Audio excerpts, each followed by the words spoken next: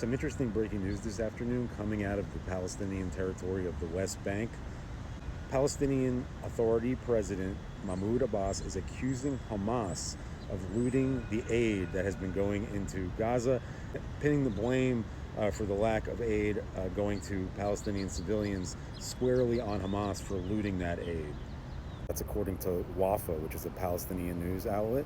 WAFA is quoting a statement from President Abbas saying that, quote, it held Hamas-affiliated gangs primarily responsible, end quote, for the aid lootings. He also emphasized that all of the looting gangs were, quote, known to the Palestinian public and will top the blacklist to be held accountable and brought to justice in accordance with the law at the appropriate time, end quote.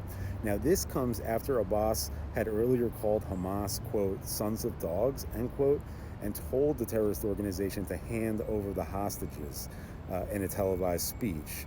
He also, in that speech, stressed that, quote, Hamas must end its control of the Gaza Strip and hand over its weapons to the Palestinian Authority, end quote.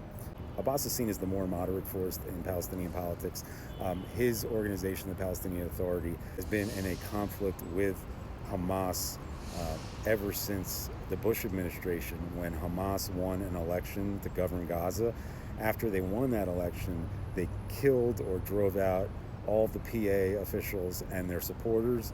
All of those PA officials and their supporters are now in the West Bank, where they run the West Bank, whereas Gaza is run by Hamas. The role that Abbas and the PA will play in a future government in Gaza, if Hamas is toppled, remains to be seen.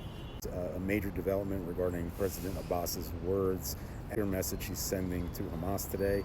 I'll have more on the story as soon as I know more.